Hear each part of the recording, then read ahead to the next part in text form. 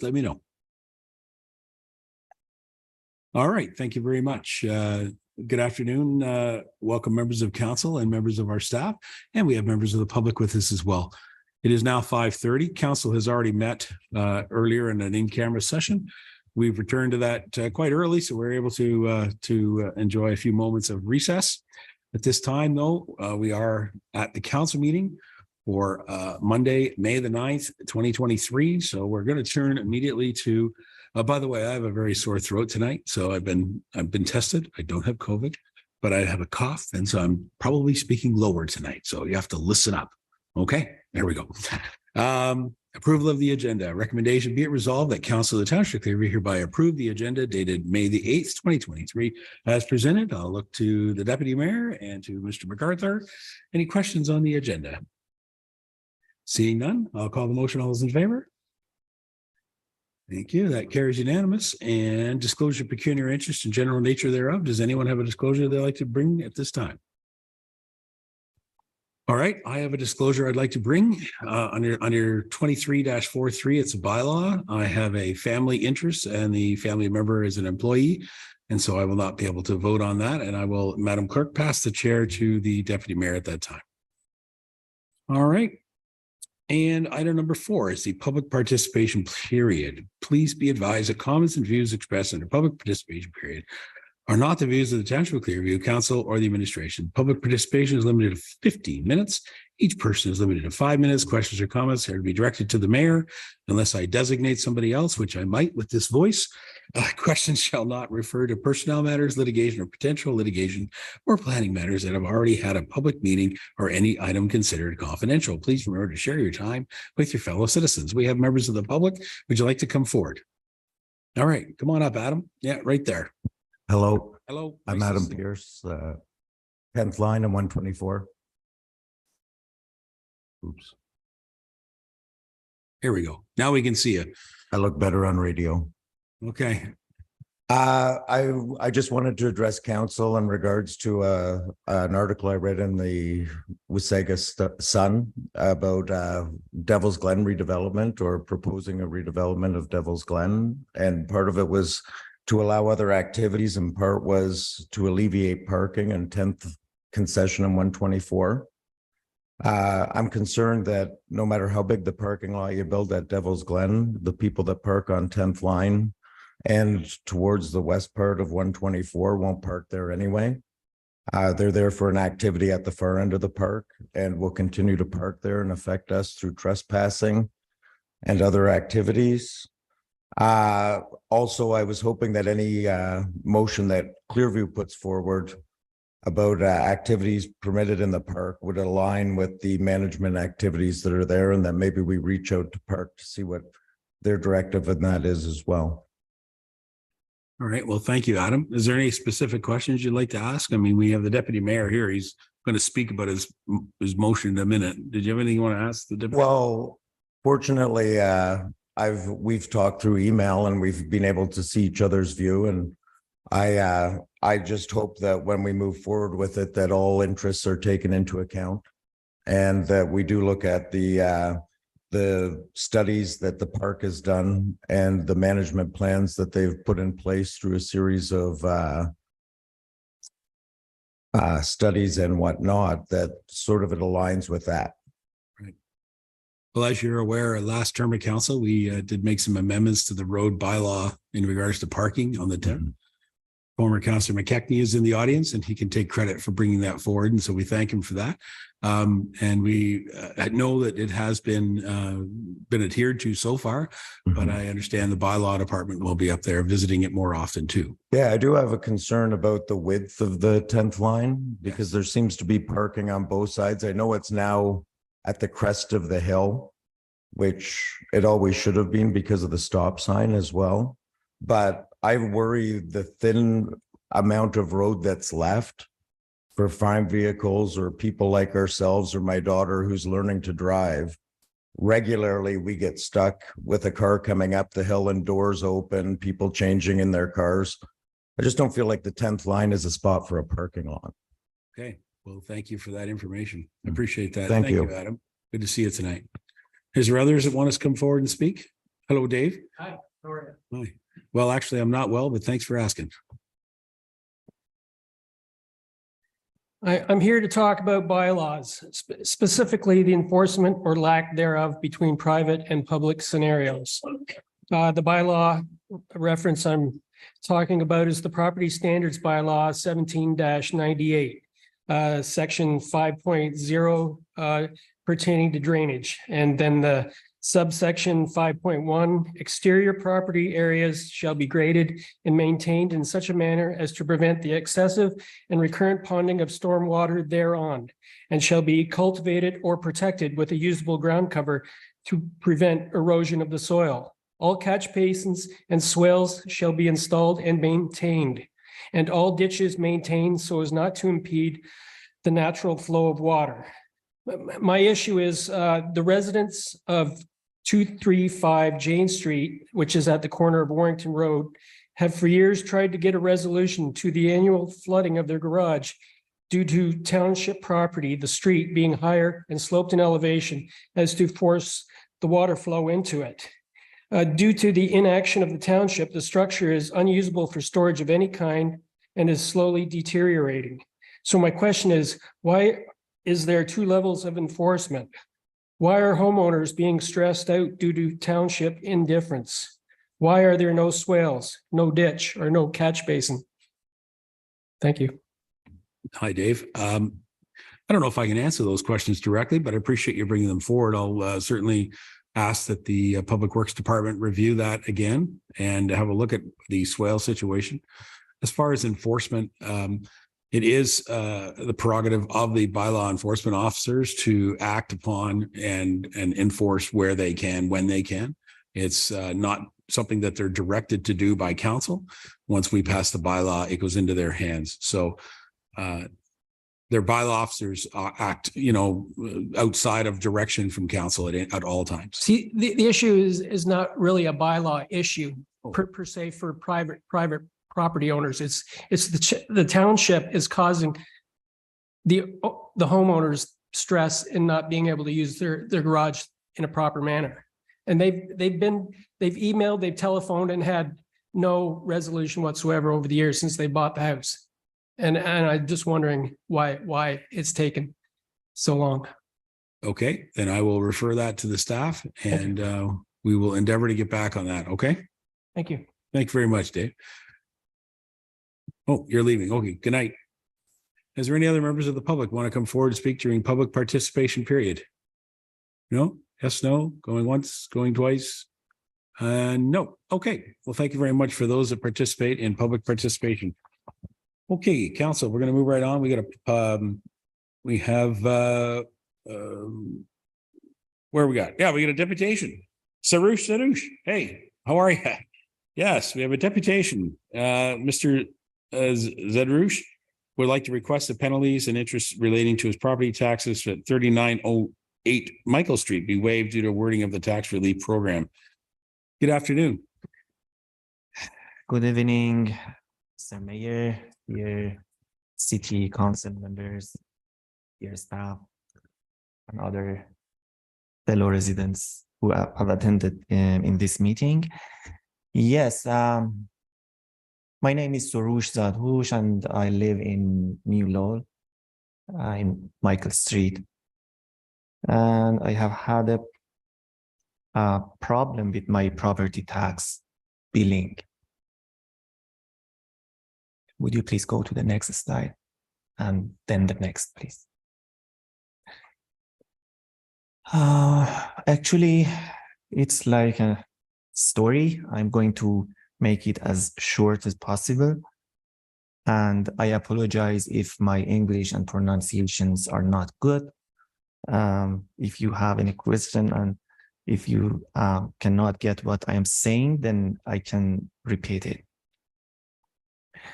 Actually, in 2022, in year 2020, I received my property tax bill, and it was showing that I owe the city 7,800 something. And in the next slide, you can see that that amount clearly says 7,800 in year 2020. In the next slide, again, it was issued on 2021, and it shows that I still have a debt of 7,800 something and another amount for 2021. Please, next slide. And the next one.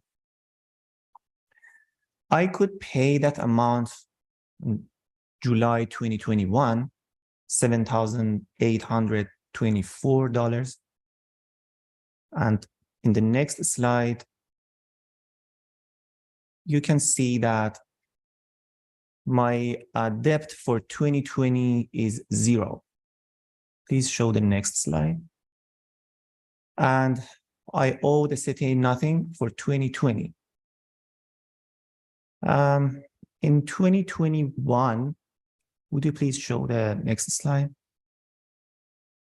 In 2021, as you see, I owe the city 7,900 something. And again, there is no debt for 2020. Please show the next slide. And the next one. And I received a letter in 2022. And it says, you owe the city $7,950 for 2020 and something for 2021. And you have to pay $670 as penalty. And then I came here and talked with a lady at the desk and described my situation. And she told me, okay, wait for the next bill and we may correct this mistake. Please show the next slide. And the next one, please. But I still could see that nothing was changed in 2022. This letter was issued in 2022. And the next slide, please. And I could communicate with at least 3 of the staff of the city. And finally, please, next slide. I didn't pay that amount, but finally on November 2022, I received this bill saying that, okay, you have nothing to pay for 2020, but you have to pay $7,950 for 2021 and $1,366 as penalty for 2021. And another mistake happened in this letter. I could see a paragraph below these numbers, which was in the red italic font. Would you please go show the next slide? And after that one. As you see on top of that, would you please move that window, please, somewhere else?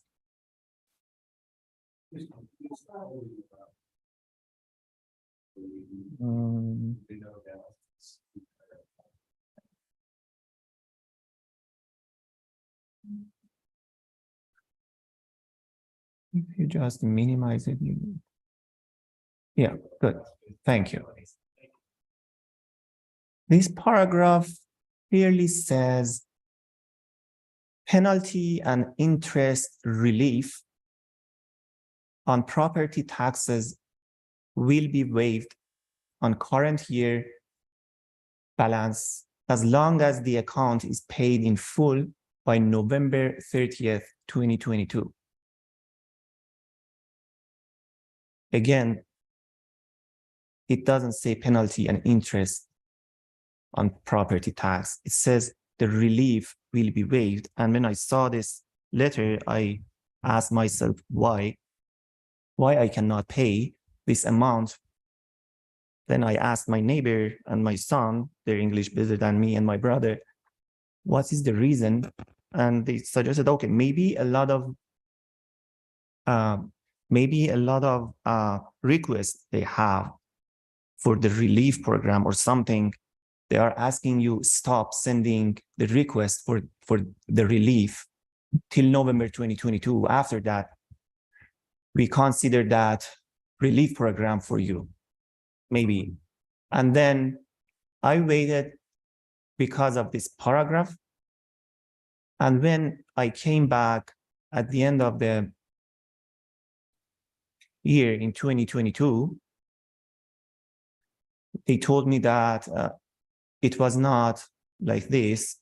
You had to pay that amount by November 30th. And after that conversation, again, I sent a couple of emails, 3 times phone call, and I contacted with Mr. Marty and asking. Marty Beelan, right over here. He's your counselor. Yeah. Yes, and if you remember, I asked to get help in this matter, and I could have a meeting with their deputy clerk and, as if I'm not mistaken, financial director or administrator, and 2 other staff of this township. And finally, they suggested, okay, we cannot waive your penalty and interest, and you may ask the council to take a look at this problem and make a decision. Would you please show the next slide? And as you see, it is not a typo. Some people suggest that, okay, it was just a typo, but it is not a typo. It changes the meaning of the sentence completely. As you see, penalty and interest relief will be waived if you pay by this date. Again, I'm sorry for taking your time, and thank you very much. Please help me to resolve this issue.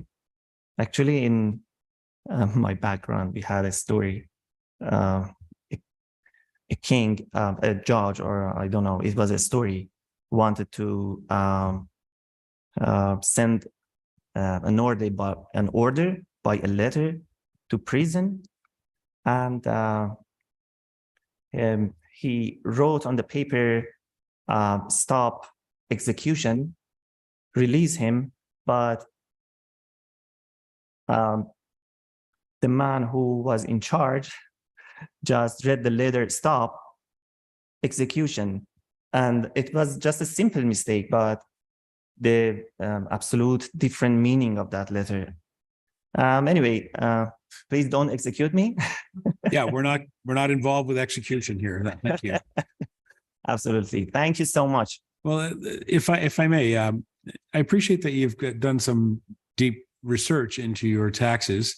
And one other thing I just must say, it's highly unusual for counselors to see individual citizens' taxes, and what you've done by bringing it forward is you've done it voluntarily, that you wish to share this with us, and so we appreciate that, but it's certainly very unusual for us to see an individual's taxes. As a council, we deal with the tax rate, the overall operation of the corporation, and so We don't see an individual's tax bill like that, other than our own that we each have for our own property. So it's, like I said, it's highly unusual. We've done a bit of research. I've had conversations with our treasurer and with our CAO. If you don't mind, I'd like to ask our CAO or our treasurer, Kelly, if you could just explain, Kelly, or at least help me and council understand the steps that you do to help qualify how we while we did that program to provide relief last term. Can you help me understand that a little bit better? Certainly, Your Worship, through you to the other members of council. I'm sure the ones that were on previous term remember that with the tax due date change, we had a little bit of pushback from some property tax owners, and council decided that they would waive penalty and interest between April and November, as long as the penalty, or as long as the property taxes for that year were paid by November 30th. And I believe that's the quote. Mr. Zadouche is mistaken. If he reads on in that sentence, it does say, if the accounts are not paid in full, retroactive penalty charges for the current 2022 year's taxes will be reapplied accordingly for the months of April to November. So that was the full sentence. The beginning of it that is a little confusing isn't actually a sentence. That's the name of the report that went to council with this recommendation. And I do have to apologize. On the April 11th, 2022 reminder notice, the dates actually did have a typo, and that's where the confusion came in between 2020 and 2021 taxes. So in July, Mr. Zadouche actually paid his 2020 taxes. And he would have received his tax bills with the actual proper dates on them. These are just strictly the courtesy reminder notices. Okay. So we've done everything we can to make sure, or to ensure to the residents and to our auditors that we've handled this account correctly. Is that right? Yes, Your Worship. All right. Sarush, I'm not sure what I can do to help you out. It's outside of our authority to actually make those type of changes, but I appreciate you coming and sharing this. Can I have a few more minutes? Sure. I haven't received any letters after this letter saying that there was a mistake in this paragraph. And actually, how could I know that I can pay this amount and use that relief program when it is clearly saying penalty? It is a sentence. It is a complete sentence. It is not a head of that paragraph. It says penalty and interest relief on property taxes will be waived on current year balance as long as the account is paid in full by November 30th, 2022. It says clearly this one, and then dot. It means the sentence is done. And as we talked, I'm taking your time. I'm so sorry, because we couldn't solve this problem in the last meeting with Ms. Kelly, if I'm right now. And we are here with a legal document clearly saying if you pay that amount by November 2022, your penalty and interest relief will be waived. It is not a confusion. It is not ambiguous thing. It is clearly saying that your relief will be waived.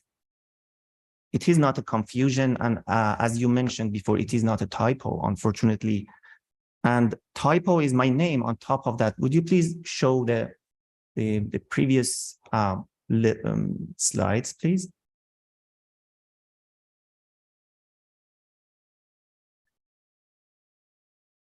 Of course, for the typos, I don't take the times of city council members.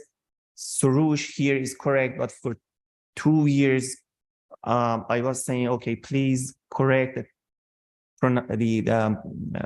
actually the way you write my name. And if you show the previous ones,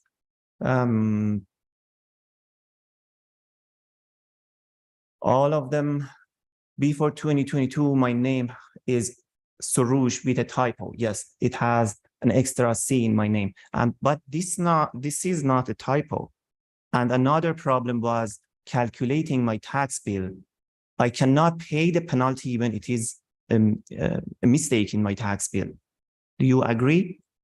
If I show you a bill and it is not correct, will you pay that, or you come here and talk about it to solve this problem? And for more than 1 year, it showed that I owed the city a penalty for 2020, but I have paid that. Thank you. I don't want to take your time anymore, but actually I won't give up. And I will continue following up on this matter, because at least because I was not convinced that it was my mistake. Thank you very much. If you don't have any question. All right. Thank you very much. Thank you. We will endeavor to always spell a resident's name correctly. And if we're told to correct it by the resident, we'll definitely have it corrected. And that's a real difficult thing for us to make sure that we get it correct, because there's so many names and so many different spellings. Myself have a pretty straightforward English name, but yet I get spelled wrong many, many times. So Absolutely. I'm sure the deputy mayor has a similar challenge too. So Of course. we appreciate that. Thank you. Thank you very much for coming in, and I wish best. Okay, and how can I follow up with this matter? How can I know what Through the office of the treasurer or the CAO, you can continue to ask and try to show them what you have presented. Again, as I outlined, we don't, as council, don't have authority to change any individual taxes on individual properties without following a proper guidelines from the Municipal Act. So it would be very difficult for us to offer any type of refund for you when we would be, breaking the rules of the Municipal Act. So if you can work with our staff and if they come up with anything, then you can hear that case again. Okay, thank you very much. Then after that, I can go for the next level maybe, or not sure. Sure. Thank you so much. Work with the CAO and the treasurer. Okay. Okay. Thank you, sir, for coming. Thank you. Thank you very much.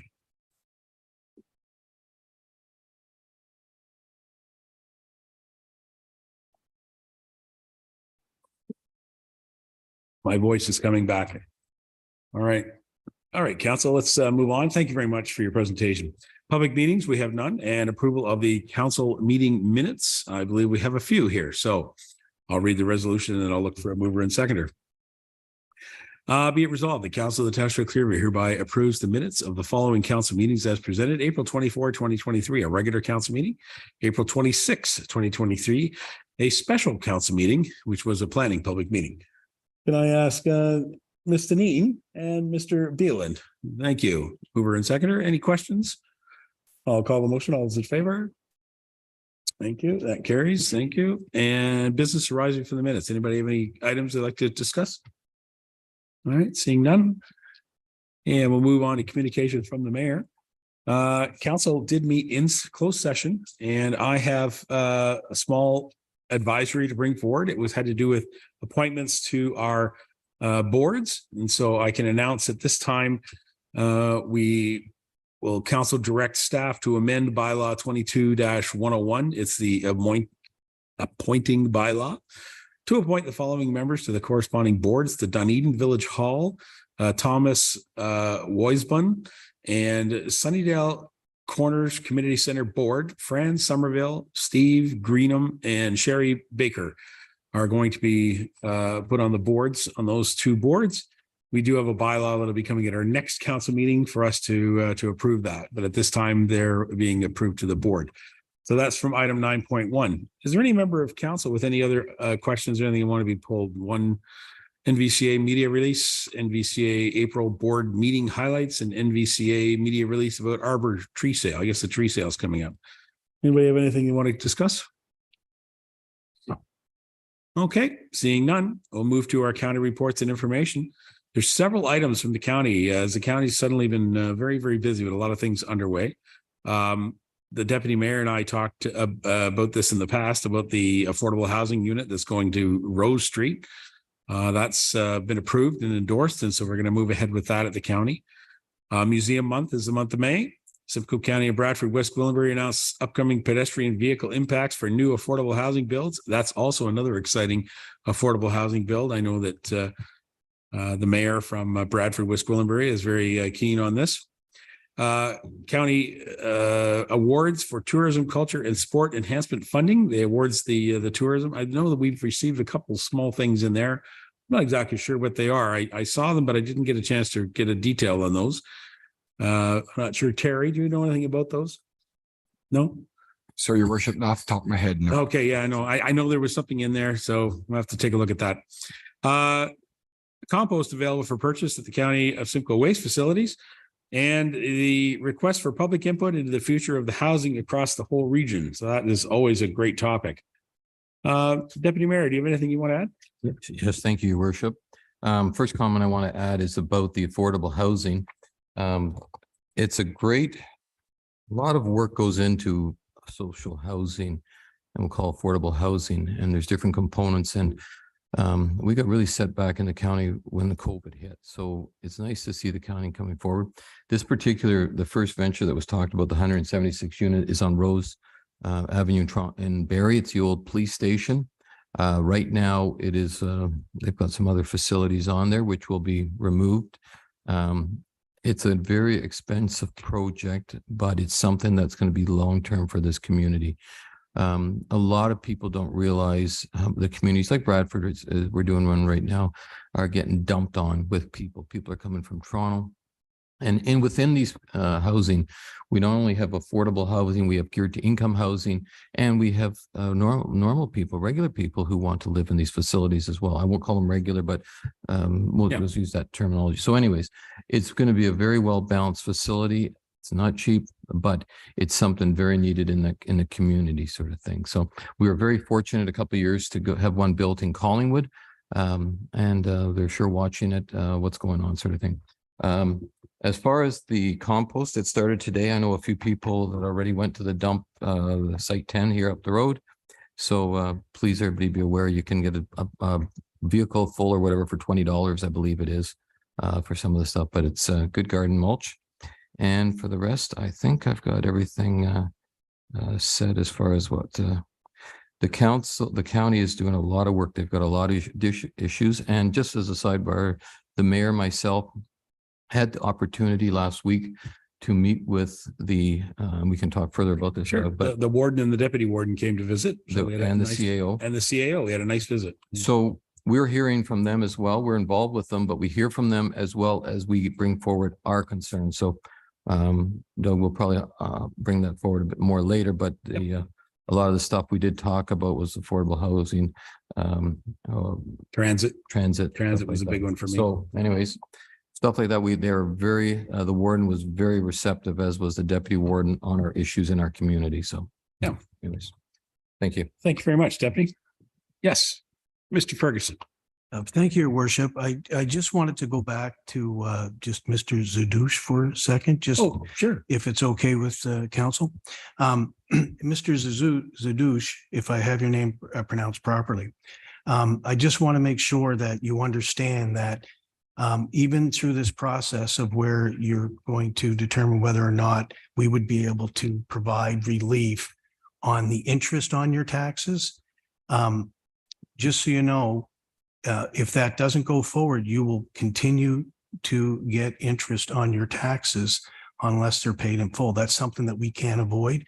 I want it to be clear that you still may incur interest as this goes on. So I just want you to be aware of that. I didn't want to give you any false impressions that we would be able to alleviate it, or the fact that the regular taxes have not been paid to date, you could still incur interest charges on those. Okay, just so that we can still talk, but it doesn't mean it'll be alleviated. That's all. Yes, thank you very much for mentioning that thing. But the thing is, 2000 something is too much for me. I think that's okay. I could use that relief like other citizens of this city But because of that mistake, I had no chance to use that relief.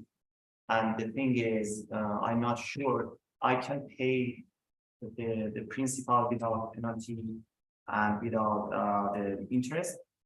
But I think I can take consultation from the lawyer, and I think maybe judge can say if it was my fault or anyone else. And about the letter that the lady said we sent after that letter, I talked with at least 3 of my neighbors. None of them received that letter, and it was the only letter saying that relief will be waived. There were no correction, and I was the first one who mentioned this to that department, and they didn't know about that mistake. They read it 3 times. Oh, we didn't know that. And finally, I received another call a few days after that. They said, okay, Soroush, we cannot do anything for you, and you have to pay that. And it was just a typo. That's why I'm here actually, and I'm going to improve the system, not just for me, for any possible, any other people who have the same problem. Maybe another level or somewhere else can help us about. Thank you so much. All right. So again, as I said just before you left, and that was that I would encourage you to continue to communicate with our treasurer and our CAO. That's Mr. Ferguson right here. And you guys can have a conference and figure out what it is that we can do that you feel between them. We can come up with a solution, and they can bring a recommendation to council. We can't deal with it here at this point, at this time. So until I, see a report from our staff indicating some resolution, we can't do anything about it. Okay. Thank you so much. It's all right. So I would encourage Mr. CAO and the treasurer to continue to work with Soroush. Okay. Thank you. Thank you, team. Okay. All righty. Council, I've lost place in my agenda. I think we finished county reports. Community, We're gonna do ward reports right now, aren't we? yes, community.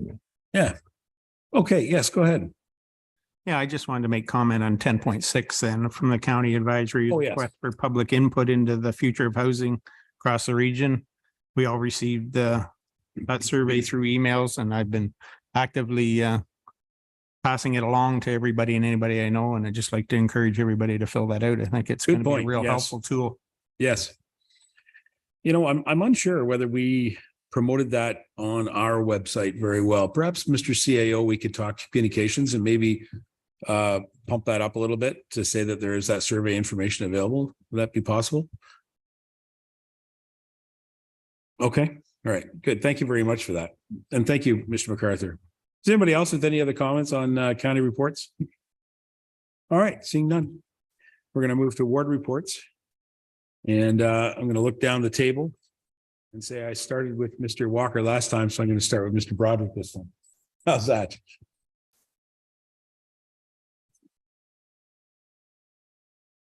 Thank you, Your Worship. Going back to April 25th, attended the Creemore BIA meeting. On the 27th, we actually partook in the Clearview Chamber of Commerce's first Business After 5 gathering. It was hosted by Triple Dub Media, King of Caesars, and our business. It was a pretty good evening. It was a lot of fun. May the 3rd and 4th, attended the Ending Homelessness Symposium along with Councillor Marty Beelan. An event that had speakers with lived experience, Indigenous peoples, professionals working in the field, and leaders who put their hearts and souls into ending homelessness. Tell you, you can't attend one of those symposiums and not be impacted by it. It's very moving.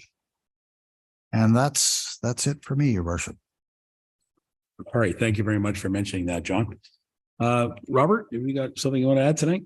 Yeah, just quickly, Station on the Green held a coronation tea on Saturday and got Mr. Charles all looked after there, and they had a very good time, seeing some very interesting pictures, and festive mood was there. And then just like to make everybody aware, Creamer will be a busy place this weekend with the Creemore Springs bicycle event. They're expecting Tours, hundreds and hundreds. So we'll be looking forward to lots of tourism in Creemore on Saturday. Thank you. Thank you. Going to move over to Councillor Deneen. Hello, Phyllis. Hi there. Thank you. Had a Duntroon Hall meeting last Thursday, and the board is diligently working on cleaning up around and working with the brush out on the end of the parking lot. The Nottawa Hall had its annual Mother's Day bazaar, not a bazaar, but a market. And I haven't actually spoken to anyone because I had other things I had to do that day, but I'm sure from the amount of vehicles and people coming and going with all their bags and stuff, it was quite well attended. Tomorrow night, the first Nottawa Cubs and Scouts are helping us at the Nottawa Hall to clean up the parking lot. I'm looking forward to that and thank them very much for doing that with us. The scrap metal drive at the Nottawa Hall is going to continue. We've got until after the Victoria Day weekend.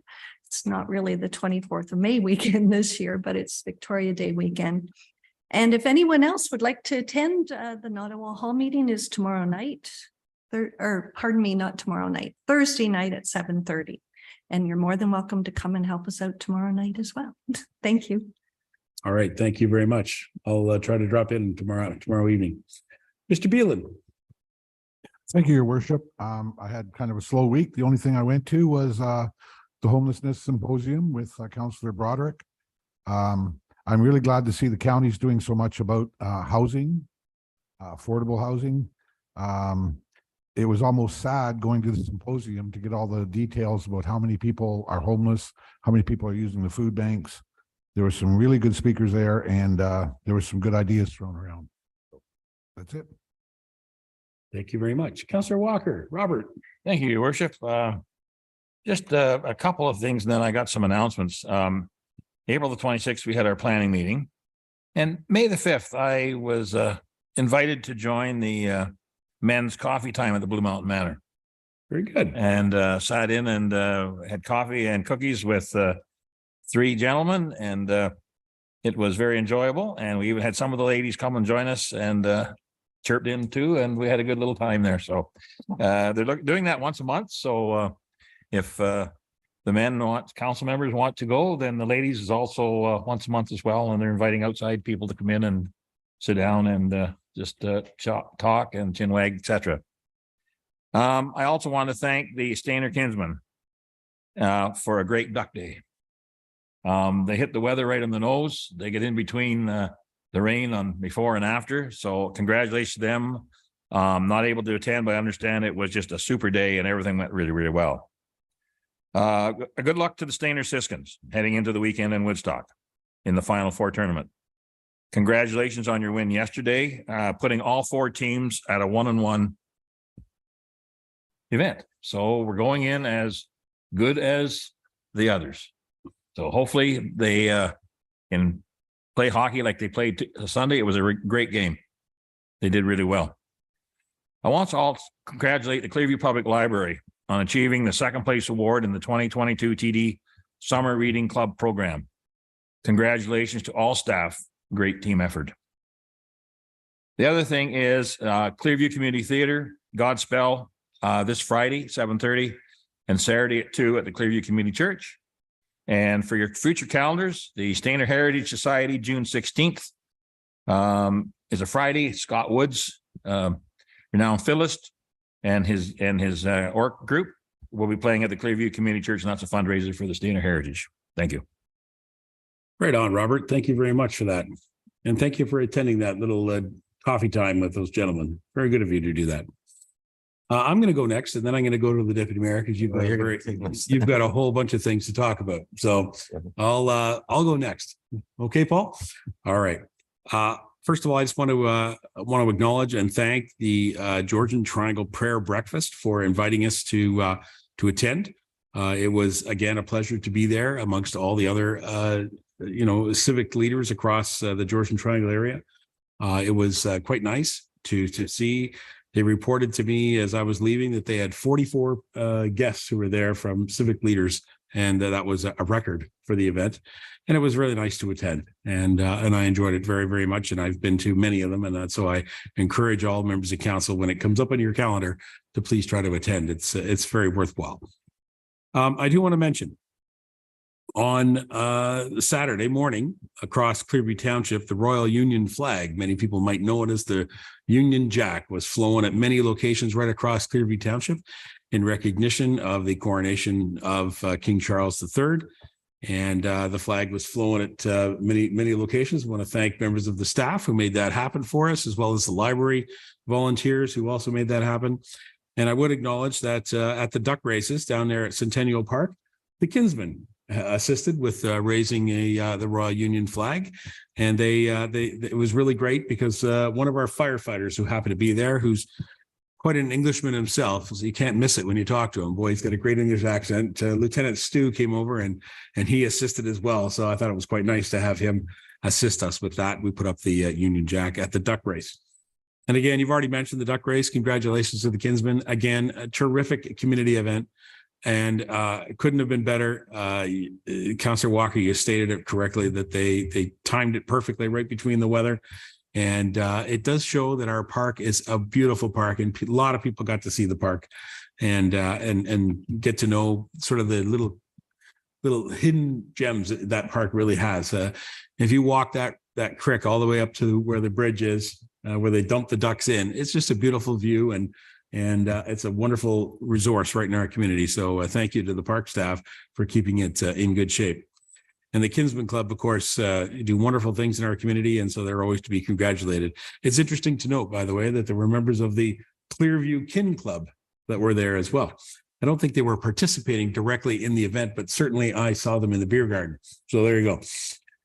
The duck races were a huge success. And again, congratulations to our hometown team, the Stainer Siskins, who are going on to the PJHL Championship. It's my hope and my intention that I will be there on both Saturday and Sunday for the championship game. And I will be, hopefully my voice will be back and I'll be a loud cheerer saying, "Go Siskins, go." So there you go. I'd like to turn it over to the Deputy Mayor. You have a few things to say, and then we're going to go to your item. Go ahead, Deputy Mayor. Thank you, Your Worship. You see what's happening in this meeting. We're getting a lot of duplication because a bunch of us have been participating in the same events. They're hot items. This past Saturday, the NVCA did the tree planting down in Creemore. Fred Dodd, who gave our presentation to council a little while ago, had spearheaded this with volunteers and people. So we thank you. And there will be a bit more. We've expressed some concerns through Councillor Walker that there's some more work potentially to be done by the NVCA and the group in Creemore, but we'll see what happens with that. As the mayor said, I don't know if you specified, but the mayor, myself, and CAO Ferguson were at the Ministerial Association's breakfast on Friday, and it was at the in Collingwood there. It was really nice to meet the OPP office. It was not just for us councillors and stuff. It was for OPP. It was for the paramedics and a lot of other people. The MP, our MPP and MP were there, so it's very well received. And some of you may know they also asked His Worship to do one of the readings there. So the mayor from Wasaga, the mayor from Collingwood, and our mayor got a chance to speak as well. So it really showed well on our community. So it was a good thing, and it was for an hour and a half. It was something I would go back to in a heartbeat. So it was well received. As far as the duck race, as I said earlier, has been said, it was a great event. I just want to announce that Mad River Electric won the corporate race. So congratulations to them. And Mrs. Lightheart's Clearview Meadows class, I believe it is, won the race for the schools, and they're getting a pizza party and stuff like that. So all the kids it's nice to see the kids there. I mean, an event like that was all about the families. And I'll tell you, it was, if I'm allowed to say the word kitty hell, it was fantastic to see. A lot of people came back for it. We just thank Amanda Murray. She was there with her team. And so they did a great job promoting and helping and assisting with everybody as well. So anyways, thank you very much. That's and the only other thing I wanted to say, just to add to our community, I was on the way over here tonight. I see they got most of the co-op building down. And I won't say right now, it'll really add to our parking because on Saturday we were parked over there. They had hay wagon or rides bringing us or certain people across right to the park. So it was fantastic. And walking down the new pathway, it was just a really simple to walk down there now. So it's nice. So anyways, just a couple of things to add to it. Thank you, Your Worship. Excellent. Yes. Hey, hello, Phyllis. Jump in. I was waiting for you guys to, I We figured you need would you, have picked Phyllis. up on We this. need you. Jump in. And Paul, the 100th anniversary of the Stainer Horticultural Club. Yes. Come now. The Stainer Garden Club, 100th anniversary was April 27th. They tend 6 gardens here in Stainer, and I just wanted to congratulate them on that. And I thought we would have mentioned Tulip Days next Thursday in the community barbecue, and there's cake. Jason Redmond's going to be entertaining. It's at Stainer Fountain Park at 11:30 on Thursday, May 18th till 1 p.m. And they've got a rain date of May 19th. So if anybody wants to get out and visit with other people and partake in some cake and entertainment, barbecue, it's going to be there. Thanks. Thank you very much for mentioning that. I do apologize that I should have mentioned it, but it's not in my notes because I'm not going to be there. I should know pass better. the baton on to the deputy mayor to bring greetings. And so, Paul, you'll have the opportunity to do that. And if I'm not there, my wife will kill me. Oh, there you So go. I speak after the fact. Yeah, most people knew we ran away last meeting for Doug and I to do the 100-year anniversary presentation. And we gave a plaque at the United Church Hall for the group. And so it was very well received. But Thank you, Phyllis. we will be there again. And I understand the newspaper did an interview this week with my wife too, or was talking with them. Trina was there talking with the Horticultural Society. So there's some good reporting going on for it. So thank you. All right, let's get to your item, which is 11.2. So council, there is a very long recommendation. First of all, there's a report. So before I read the entire report, I'll just go to the deputy mayor or read the recommendation. Deputy mayor, I'm going to assume that you are the mover. I am. Okay, That's at correct. the end of reading it, then I'll look for the seconder. Okay, so we'll move on with that. All right, council. Whereas the Devil's Glen Provincial Park is a beautiful natural feature within Clearview Township, located on County Road 124 at Concession 10 in Nottawasaga. And whereas the provincial park has been closed to full access utilization by the public for a number of years, and whereas in light of the provincial government's appetite to preserve natural heritage and parkland by creating additional park spaces in cities, it is important to recognize already existing parks that can be rejuvenated and their space utilized for additional activities and increased parking. And whereas Devil's Glen Provincial Park has the space to offer these amenities, including additional parking to assist with the safety concerns of the public parking on Concession 10 Nottawasaga. And whereas the revitalization of Devil's Glen Provincial Park can offer increased tourism opportunities in Clearview Township. Now, therefore, be it resolved that council approve a letter being sent to MPP Brian Saunderson on behalf of the township requesting that Devil's Glen Provincial Park be reviewed by the province through the Ministry of Environment and Conservation and Parks to be opened up fully, offering increased activity for the area that could include camping, and that the letter be signed by the mayor and the CAO, and that it outline the information provided in this report as support for why the township is submitting this request. I'll look for a seconder. Is there a seconder on this motion? Mr. Broderick, the first one I saw. Thank you, Mr. Broderick. Very good. Mr. Deputy Mayor, please go right ahead if you have comments you'd like to speak. Thank you, Your Worship. It's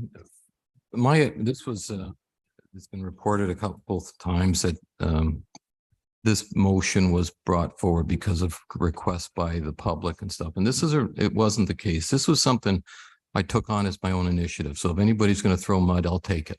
And I'll throw it right back. I've seen over the last number of years, the usage of that park and the opportunities of that park. And I consider a diamond in the rough. We as a council have had, or in previous council have had to deal with parking issues. We've had, Mr. Pierce was here today, they've had problems with trespassing issues. And most recently, what brought my thoughts to it was that the province, in particular, is where Mr. Ford have brought forward the idea of promoting a massive provincial park in the GTA in the Uxbridge Stouffville area. And I'm thinking to myself, we've got a beautiful spot here. Now, it was shuttered 30 odd years ago. When I came to this community, it was open and people could use it and have access for day usage. There was some camping going on. My feeling is the time has come that the province looks at some of their assets, and in particular, the Devil's Glen Provincial Park, for this reason. It can accomplish a lot of things. It can give us an opportunity for tourism in our area, which is we're always looking for that. We've identified situations like this in our tourism strategy. It helps with our strategic plan. Now, saying that, I'm not sure what the province's appetite or what they're interested in doing. All I'm saying is we've got to bring this to their attention that it wouldn't take much to bring this property back to life. I've been up at the parking lot with a couple of people now looking at the opportunities. I feel the biggest thing to start with is to put a parking lot to control the access, in particular, our parking issues on Highway 10 from a safety point of view, or County Road 10, 10th concession, I shouldn't say County Road 10, the 10th concession and 124. Something's going to happen. So if we can get them to identify that, we can do some things here, it'd be great. I've already had chats this past Friday and with our MP, Brian Saunderson, about that. So he's aware of it. And his comment to me was, I love that place. I've walked it with my daughter. So we've got their attention.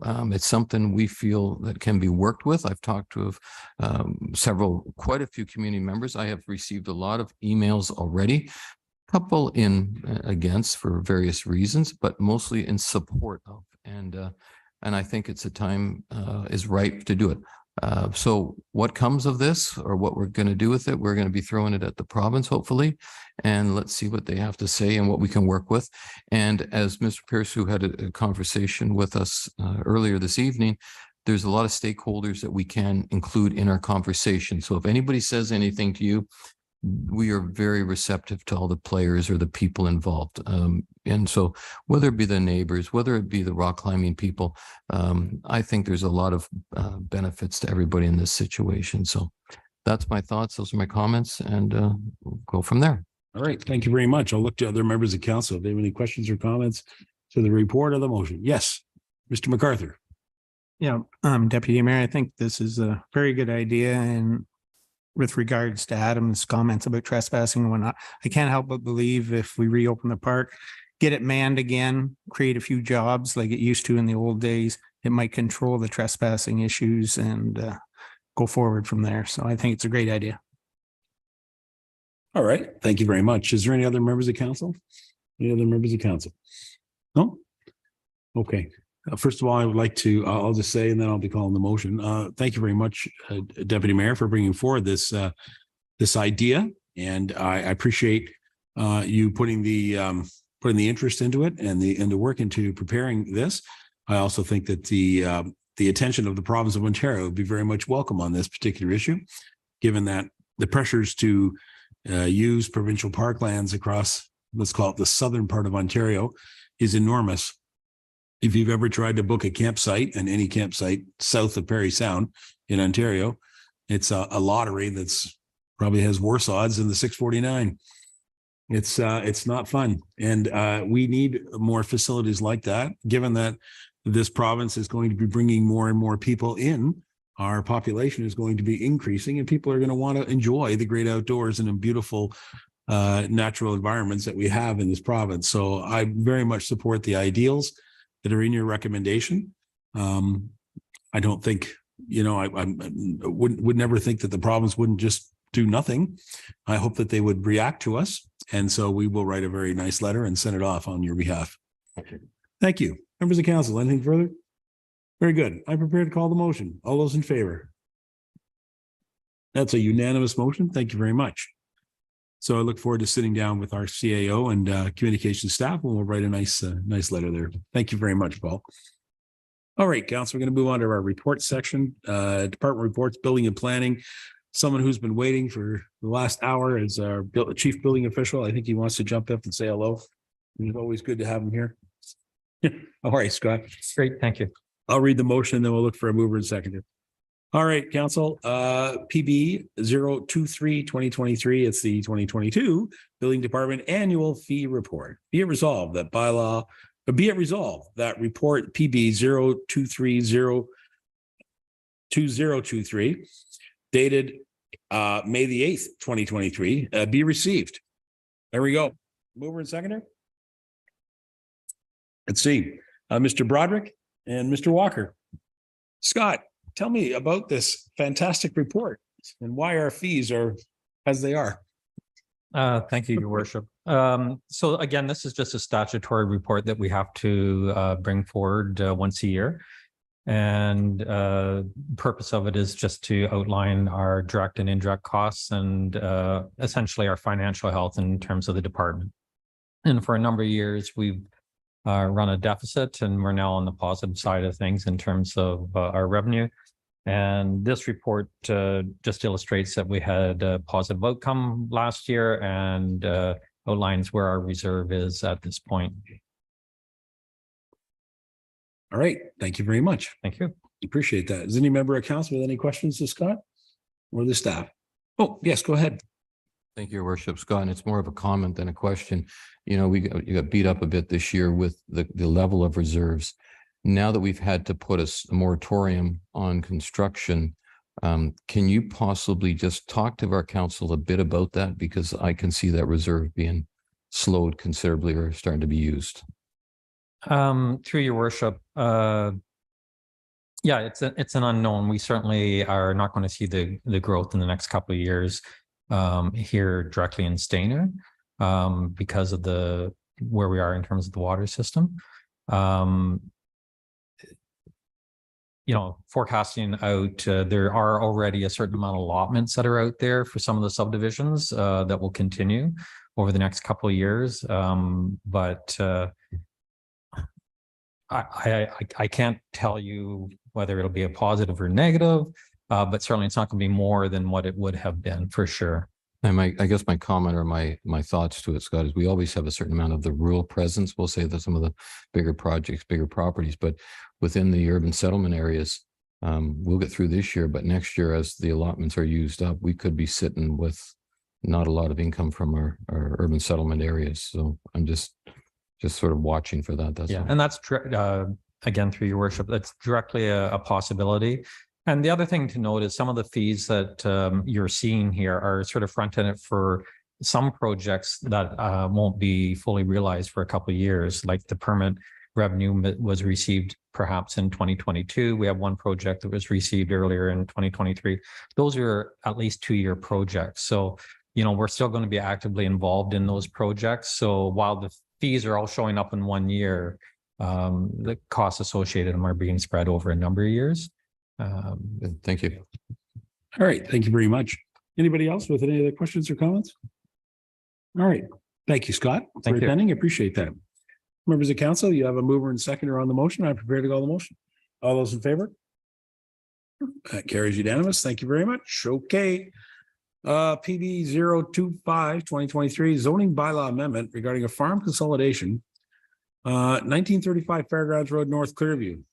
Recommendation, be it resolved that report PB 025-2023 dated May 8, 2023 be received.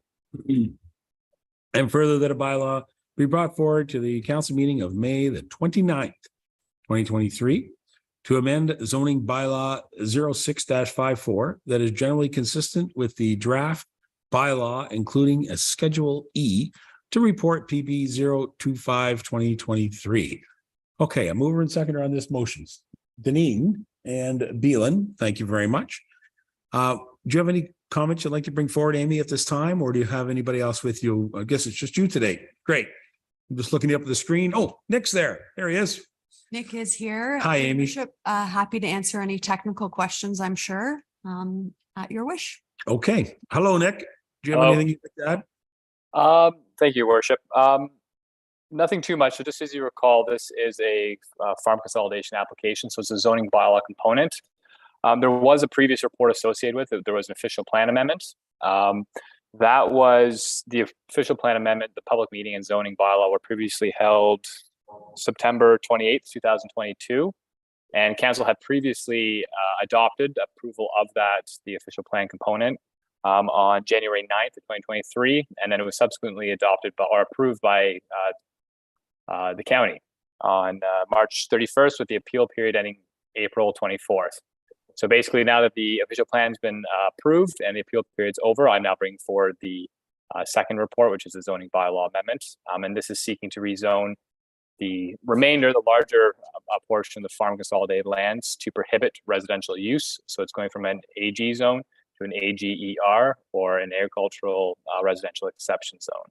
So that's the intent of the application. But if you have any further questions, I'm more than happy to address them. Okay, let's see if there's any questions from members of council. Seeing none. Thank you then, Nick, for that explanation and all your work on this file. Amy, also, thank you for your work. Members of council, you have nothing further on this question? All right, then I'm prepared to call the motion. All those in favor? Carries unanimous. Thank you. Okay, street display of street banners. This has been something that I've been wondering about for a while. I'm glad to see this has come forward.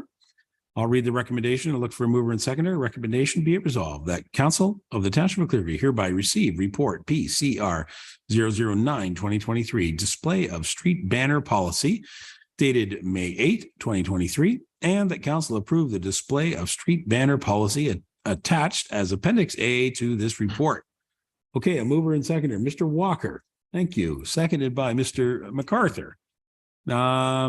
Terry, would you like to speak briefly about this? It's a very good report, and thank you for bringing it. Sure. Yes. Thank you, Your Worship. So as council may or may not know, the management of the street banners is gets handled under our department. This is a fairly new policy, as previously the street banners would fall under the paid advertising policy that was in place since 2017. So our goal is to have a policy solely to manage the street banners. The policy is pretty straightforward, and we charge a fee for it, and we do have a couple months of the year that we actually do not allow the banners to go up and down due to weather, but we try to get it in there for the Winterama. So hopefully the weather works out well. So I'm available for any questions that council may have. All right. Is there any member of council with a question? No? No. Yeah. Go ahead, Paul. Thank you, Terry. Your Worship, it was nice to see a policy established, because I get to see those banners every morning, and I guess I'd ask.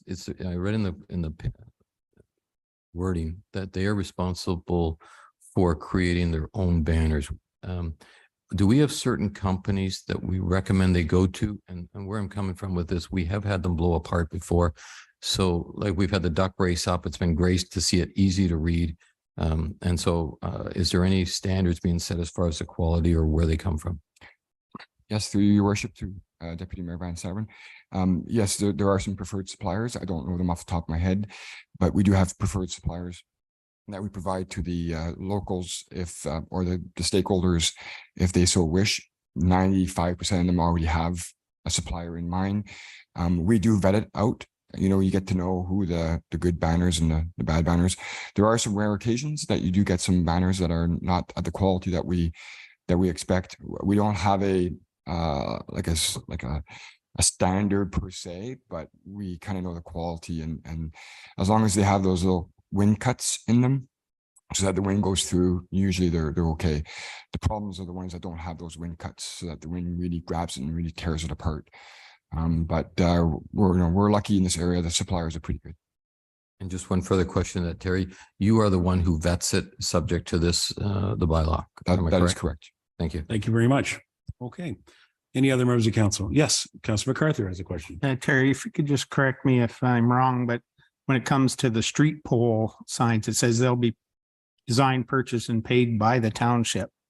So is it usually only township events that get displayed there, or are we reimbursed by whoever wants to display? Terry? Yep, through you, Your Worship, to Councilor MacArthur. So just the actual pole and the wire that hooks the two is what we're responsible for to cover. So they pay for their own banner. We pay to get it up and to get it removed, and we maintain the poles and the wire itself as well. So the one in Creemore specifically, we just recently changed the poles, and we had to redo the whole hardware and the whole wire, so it's all been redone. The previous poles and wires were good for 10 years, so we're hoping to get another 10 years of the next one. But yeah, that's what we pay for. Okay. All right. Nothing further? All right. Well, I'm really glad to see this coming forward again. Thank you very much. And thank you for you and your staff for working on this. Members of council, you've got a motion in front of you. I'm prepared to call the motion. All those in favor? That also carries unanimous. Thank you. All right. Public Works, we've got a tender here. I'll read this and I'll look for a mover and seconder. Recommendation be it resolved that Council of Township of Clearview hereby one, receive PW 012-2023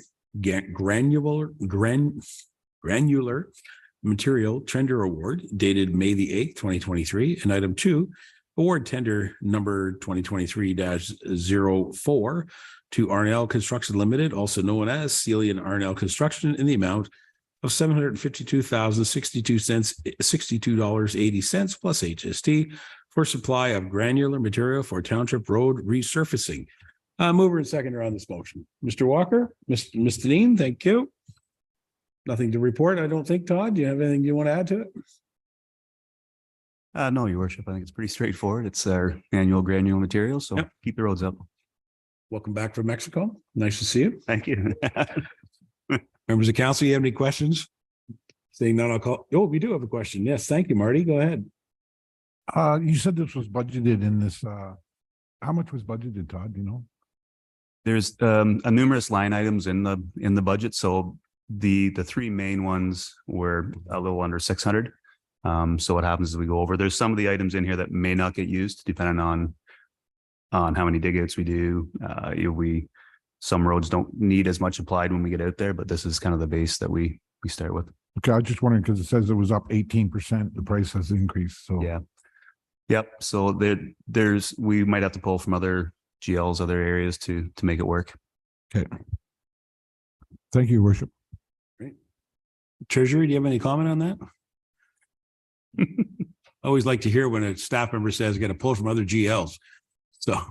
Yeah, the Deputy Director of Public Works, Mr. Patton and I have been having discussions about a lot of the tenders coming in through the Public Works, as I'm sure through Your Worship to all of council, you're aware that they are getting a little bit outrageous there, but we do believe we've found source funding for this type of situation.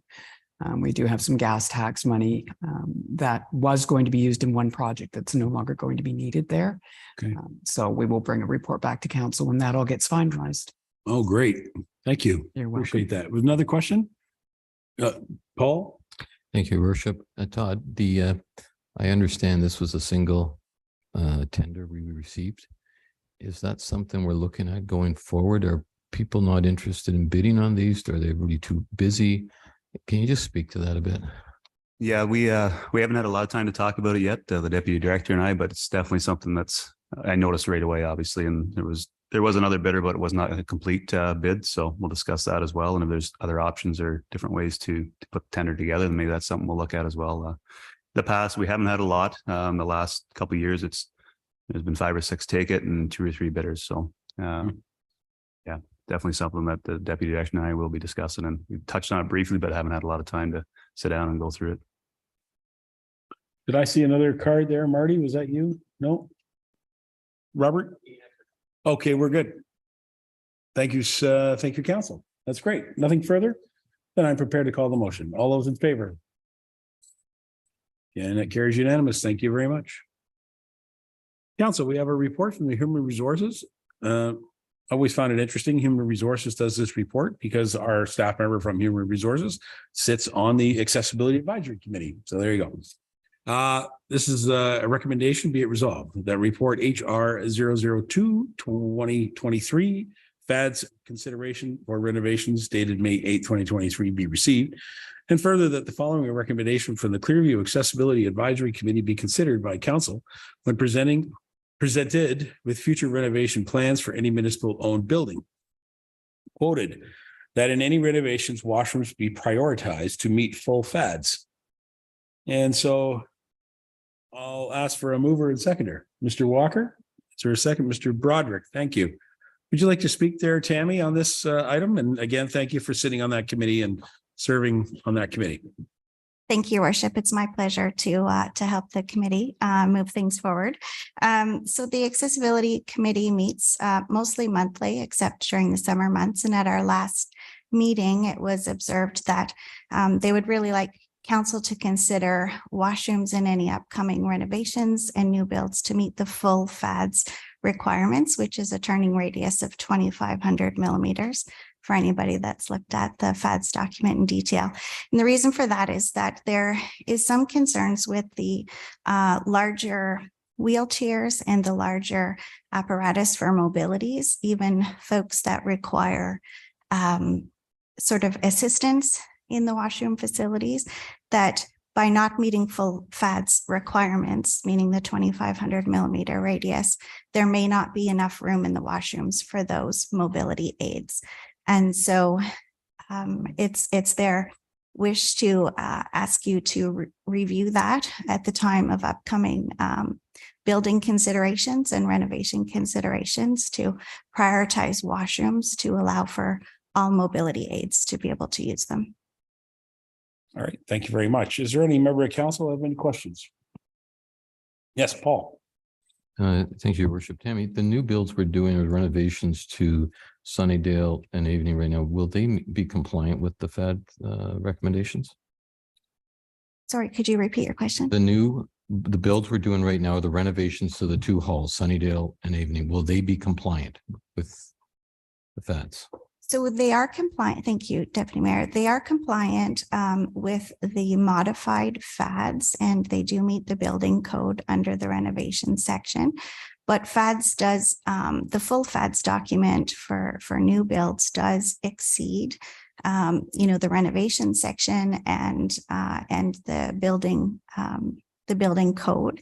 So it does allow for a larger washrooms. So the two halls that have been the plans have been reviewed and we're about to start building, they meet the building code suggested turning radius, but not currently our full FADs. So any further ones we do will have to be compliant with that. That's the wish of the committee. Okay, thank you. Thank you. Is there any other members of council have any comments on this? Yes, Mr. Walker. Thank you, Your Worship. Just for Deputy Mayor, the turning circles are 1,500 and 1,700 under the building code and modified FADs. So we are quite a bit of difference. When we're talking new additions, as was mentioned by Tammy, it's easier to put the washroom in place and put those recommendations, that turning circle code in place at the start. We're talking new builds.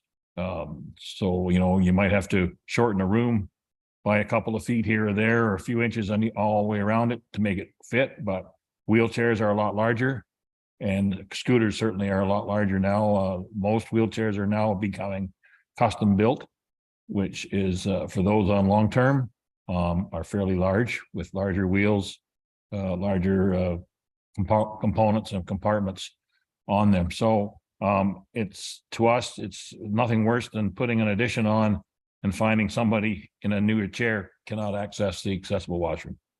So that's why the committee is asking that council support going to full FADs for the accessible washroom.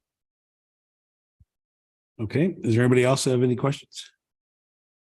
All right, I've got a few comments on this, and I see that the director or our manager of building is still here, so I may even call upon him for a question.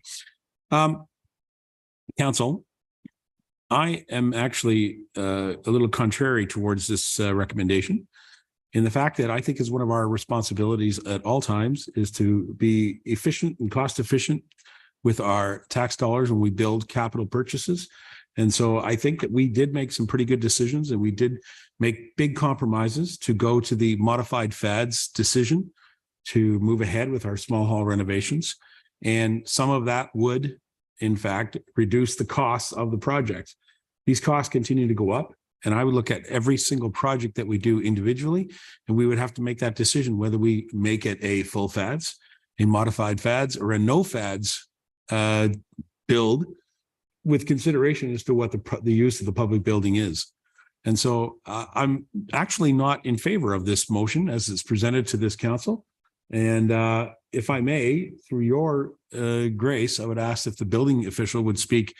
If I could ask Scott to stand up and answer a question about the building code is what we build to. That is the absolute minimum standard that we can build these washrooms to. Is that correct, Scott? Thank you, Your Worship. Yes, there's multiple standards at play here. The minimum standard certainly is the building code, and through the building department as part of our review, that's what we look to be met with any project that's before the municipality, whether it be a municipal project or otherwise. And then a number of years ago, the municipality did adopt a FADS document. The municipality was very progressive at that time. And I think I can only tell you what my understanding of the process is, and I think Tammy's already spoke to that. You know, as the project cost came in, as I understand it, it came back before council. It was modified FADS, and then now the committee is looking at moving back towards the full FADS. I don't know the details of all the documents in terms of the turning radius, but certainly Councillor Walker spoke to that quite well in terms of the turning radius is really the key thing that has changed from one document to the other. The code is the minimum provincial standard. Our FADS, as it is right now, is modified. It's still a little heavier than the building code, actually. And then what was originally in the original FADS, the municipality adopted, which is still in place for new projects. It's just been modified for renovations. Yeah. So the clarity there, just don't go away. As I understand, the clarity there is if it's a brand new project. If we're building a brand new building, then we have the FADS document right there in front of us that we would be facing. If we're doing a renovation, we have the opportunity to use some of the FADS recommendations and do a modified. We can do full FADS, or we can do no FADS as long as we meet the building code when doing a renovation. That's the key, I think, is how I interpret what you're suggesting. Scott, am I doing okay here on reinterpreting what you just said? Yeah. So as I understand your question, Your Worship, the current standard really is for any municipal project, it's the building code, and if it's a renovation, it's the modified FADS. If it's a new project, it's the full FADS, which is a larger turning radius for the washroom. Okay. The last point I'd like to ask about, since you're here, Scott, is the project that we did at the library when we built the new accessible washroom that's just off the hallway. That washroom was built to FADS standards. It's a FADS washroom. It was approved underneath the Accessibility Advisory Committee and was in fact a FADS build.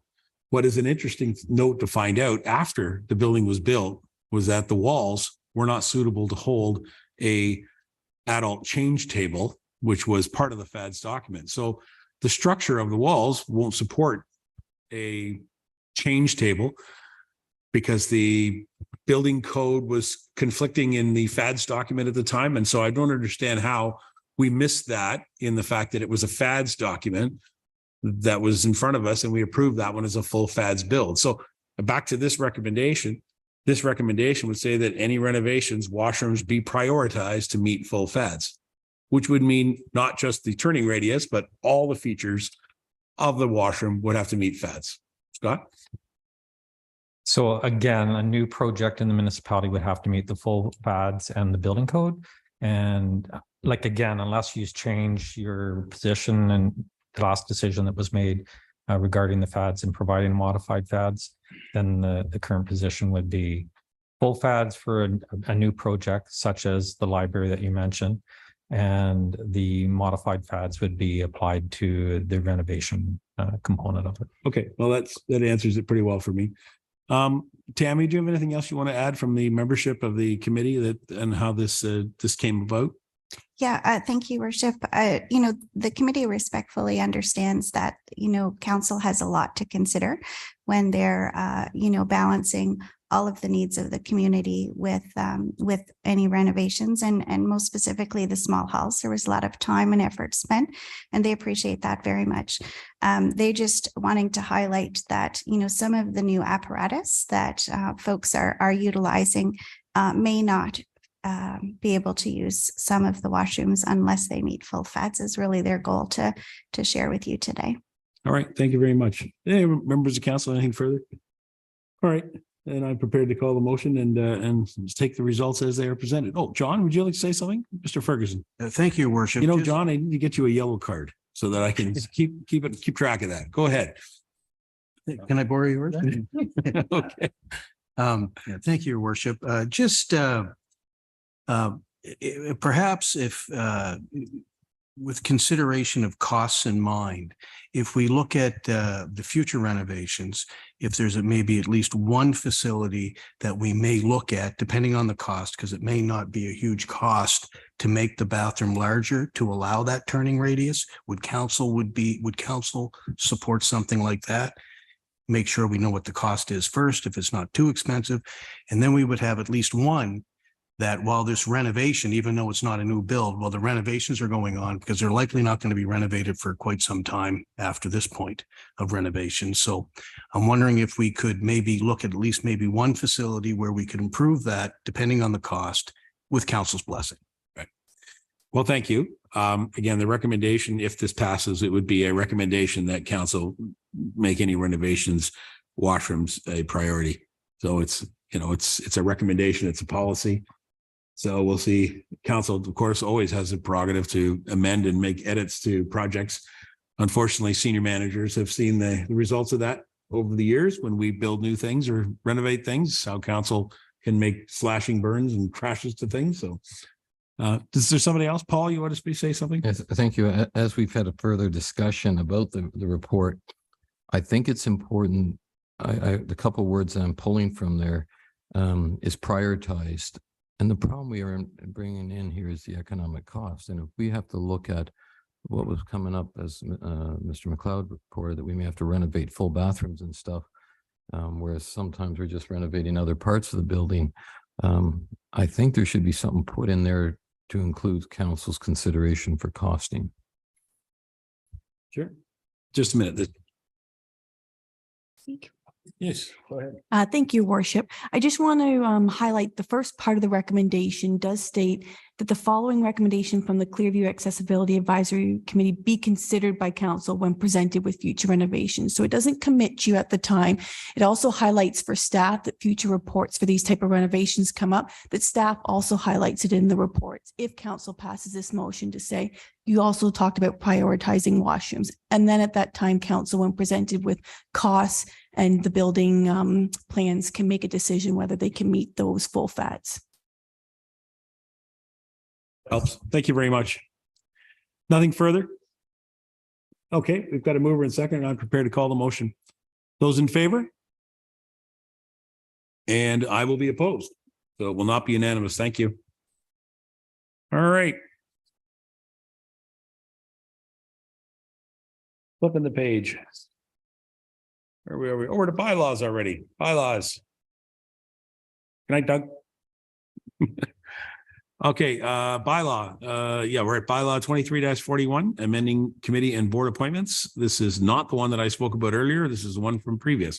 Be it resolved that bylaw 21-41, being a bylaw to amend Schedule A of bylaw 22-101, appointing members of the Township of Clearview committees and boards, be presented and read a first, second, and third time, finally passed on the 8th day of May, 2023. Mover and seconder, Deputy Mayor and Mr. Broderick. Any questions? All those in favor? And the bylaw carries. Thank you. Partnership Fund Agreement, RTO 7. This is very exciting. Be it resolved that bylaw 23-42, being a bylaw to authorize entering into a partnership agreement, funding agreement with Regional Tourism Organization 7, RTO 7, for tourism initiatives, be presented and read a first, second, and third time, and finally passed on the 8th day of May, 2023. Mover and seconder, Mr. Walker. Thank you. And Mr. Broderick, thank you. Questions? Oh, you do have a question. I know it's a question. Go ahead. Your worship, just to, if we go to explanatory note, it talks about digital videos So that's where some of that money came from, I believe, from the county to do on the Tourist More and the Great Northern Exhibition videos for 2023. Excellent. That's great. All right, members of council, you've got the bylaw. I'm prepared to call the motion. All those in favor? And the bylaw carries unanimous. Thank you very much. Madam Clerk, I'm going to pass the chair over to the deputy mayor, and he has the script.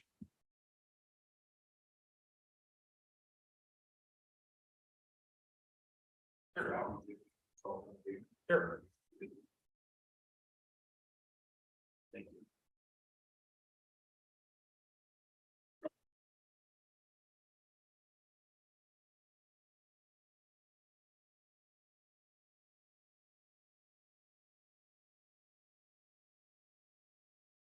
Thank you to council. As the mayor has indicated earlier, that the mayor has a conflict because of family involvement. At this time, I would have the honor to make a recommendation, be it resolved that bylaw 2343 being a bylaw to appoint a fire chief for the township of Clearview, being Scott Davidson, be read a first, second, and third time and finally passed this 8th day of May 2023. Can I have a mover? Councillor Deneen, Councillor Walker, all in favor? Thank you very much. Passes unanimously. Mr. Davidson, you are now the new. Thank you.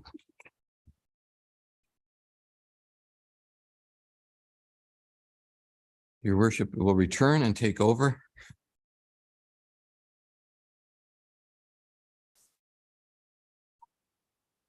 My job description has been cut again.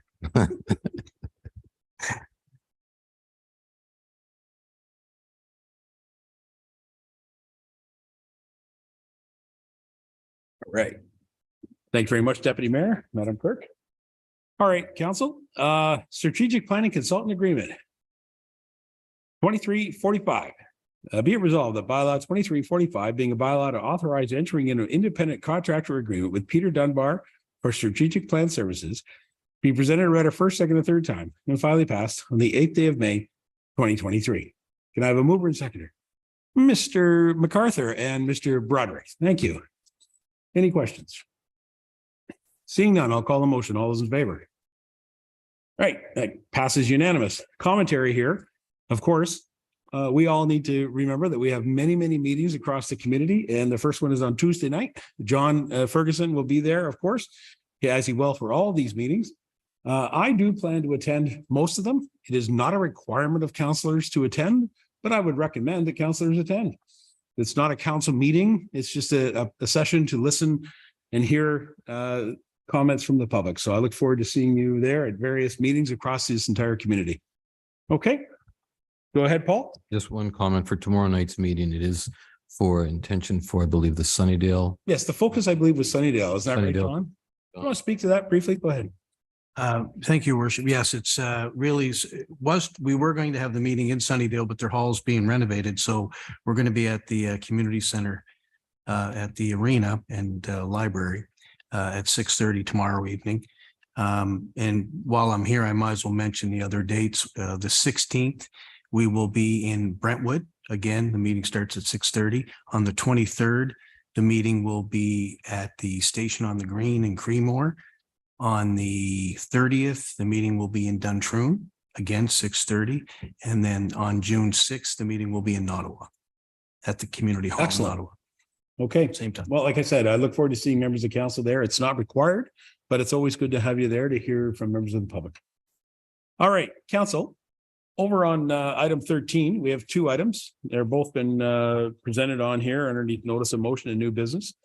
And so they'll be debated on May 29th. Don't miss that meeting because it looks like our agenda for May 29th is going to have a lot of stuff already. Just from this meeting, things that are going to be on that meeting. So there you go. Anybody else get anything for new business? Any other? Well, seeing none, then I am prepared to go for the bylaw to confirm our proceedings. Recommendation be it resolved that bylaw 2344 being a bylaw to confirm the proceedings of the May 8th, 2023 council meeting be presented and read a first, second, and third time, finally passed on the 8th day of May, 2023.